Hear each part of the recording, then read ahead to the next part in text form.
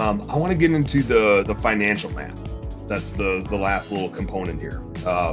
Is what is the value of recruiting and how much can you afford to spend on it? So just super simple math. Let's do this. And I'm gonna like undersell this just to prove the point. Let's say your average technician can produce $100,000 a year. Now, if you're in exterior cleaning, you can probably 150 to 200,000. If you're in the trades, you're probably talking 400 to 500,000 in some industries. Maid service might be a little lower than 100,000 depending on where you're at and how much you can charge.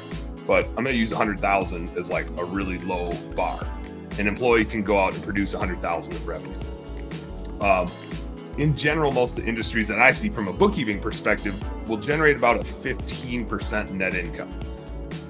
Really dialed in businesses can hit 20 to 25 sometimes. Some struggling businesses are actually losing some money, right? Or people that are investing a lot and growing a lot might be losing a lot. But on average, we're shooting for around a 10 to 15%. Let's call it 15% net income because we're awesome business owners. We're going to do a good job. We're going to run a good business. We're going to be profitable.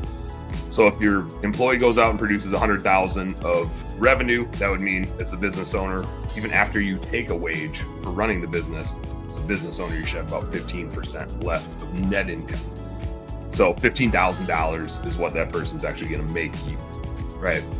And if we look at what it costs to go find people on the recruiting end, I constantly see people that are like gun shy about spending $500 on boosting.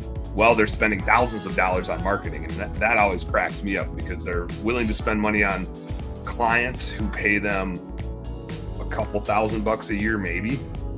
And they're not willing to spend money on employees who bring in $100,000 a year. So think about that math. How much are you spending on marketing to go find people that pay you a couple $1,000? And how much are you spending on recruiting for people that go generate $100,000+ for you? The math becomes so obvious when we put it that way, right? And as Shawn at Hire Lead Chill always says, when you're at that interview table or doing that group interview, that's the biggest sale you're going to make all year is the best employee in that room.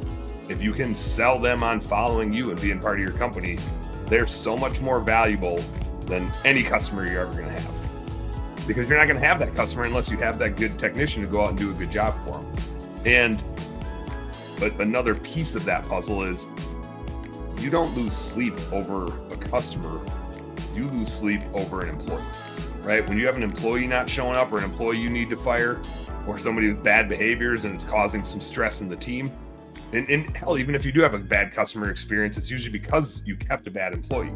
It's always the bad employees that cause us to lose sleep. It's not customer issues. Customer issues come from bad employees. And so for your own peace of mind, we should be willing to spend more on the recruiting than we are on marketing. I don't even in our businesses, I don't know that we've actually spent more on recruiting than we have on marketing. But when you put it that way, you're like, why wouldn't I be, right? And again, yet I see constantly people are unwilling to spend $500 on boosting on the most important part of scaling a business, right? You cannot scale a good home service business if you don't have good employees. So don't be afraid to spend money on it. It is the most important part of your business and it makes the rest of your business work way better. And again, you need to get 500 applicants. So if that costs you $500 or $1,000 or $5,000, go boost enough to get 500 applicants. You're going to need that many to choose from. And here's why it's okay.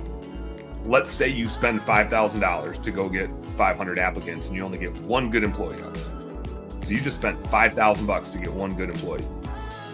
That employee is going to make you $15,000 of net income. So you spent $5,000 to get $15,000. That's a 300% return on investment.